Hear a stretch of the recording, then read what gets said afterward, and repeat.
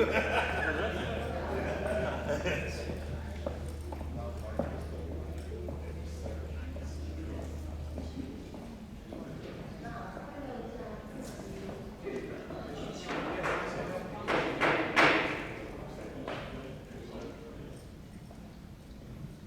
everyone. The regular session for Board of Education for Calumet Public School District 132 will come to order at 6 p.m. Roll call. Almond. Brown, absent. Clark. Ivy, absent. Story. Towers, absent. Harris. Yes. Pass to the credit.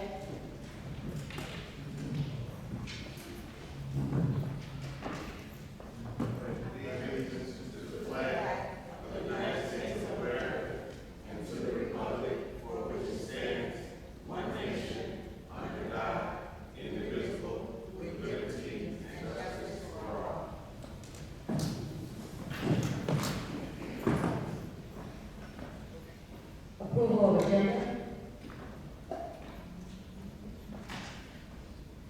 Be it hereby moved that the Board of Education approve the agenda for October 2022 regular session as presented. Motion.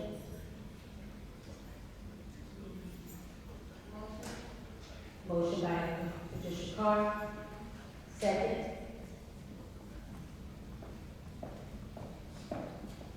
May I have a second? Second.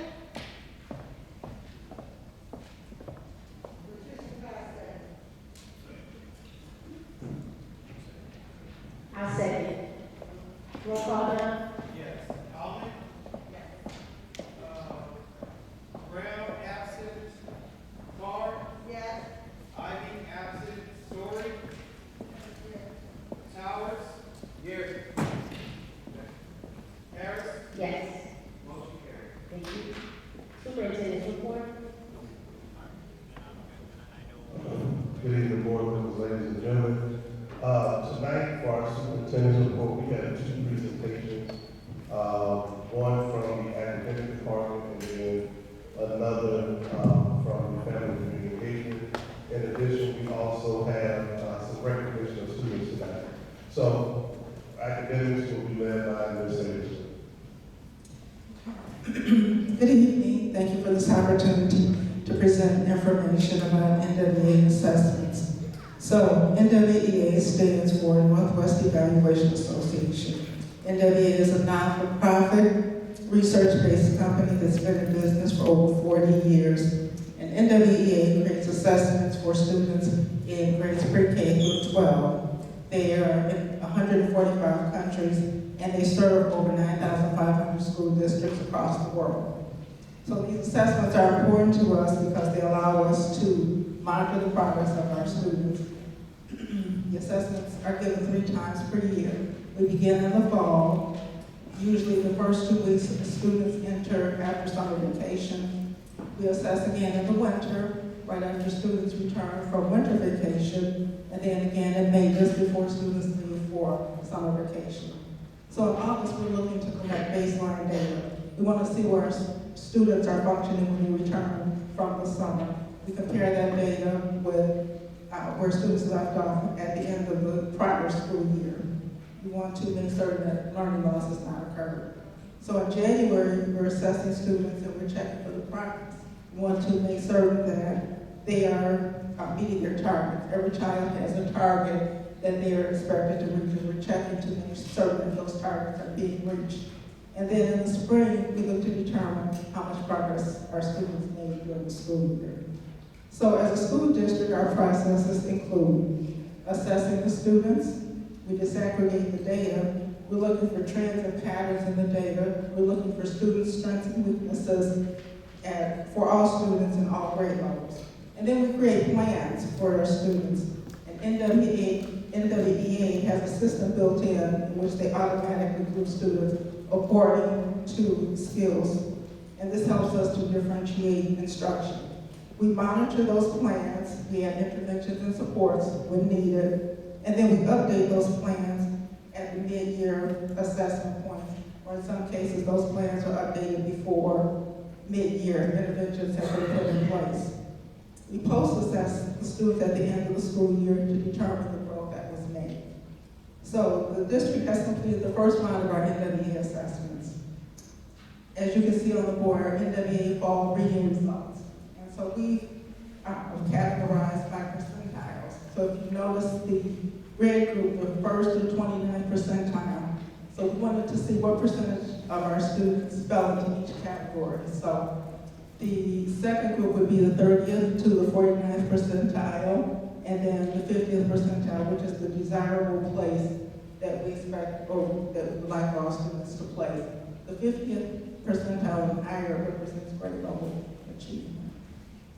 So next, at the school level, we review individual student data, again, to identify trends and patterns, strengths and weaknesses for students at every grade level. And then at that point, schools develop their own goals to assess any achievement gaps that exist at the school.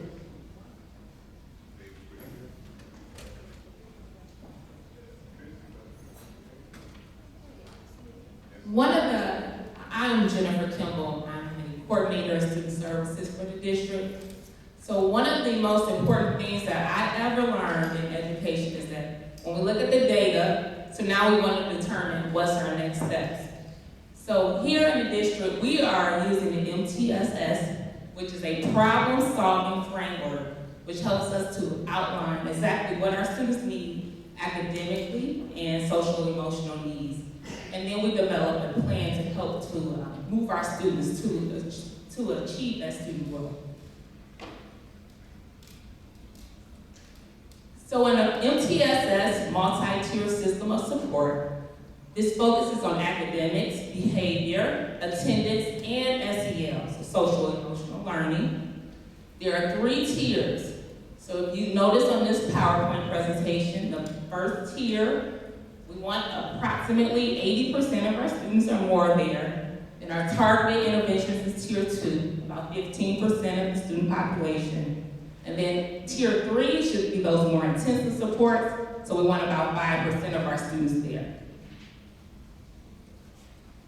The unfortunate reality, as you saw on the presentation that Ms. Saverson just gave, in our district, we're an inverted triangle right now. So right now we have about 5% of our students meeting the growth, their goals.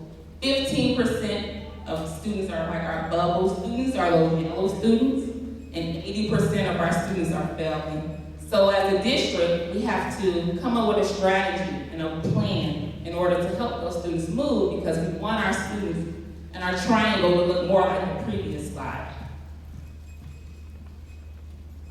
So I wanted to show you a side-by-side comparison, just so you can get an idea exactly how it looks, so you can understand how our problem-solving flow chart will work in the next slide.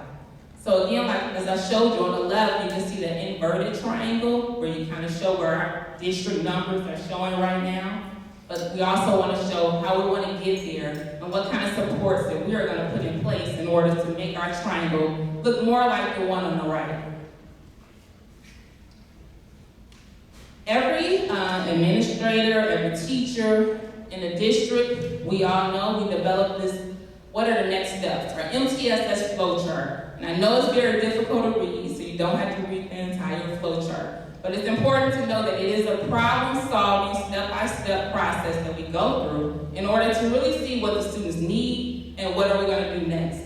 So it's really working strategically to figure out that plan for each individual student, because every student, as we know, has different needs. So really developing those needs and how we're going to help move those students.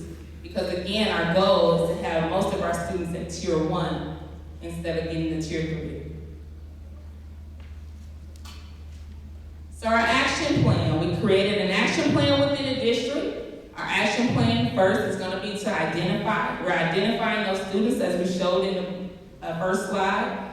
We identified those students in the red, yellow, and the green. We want to really work to figure out how we're going to move those students.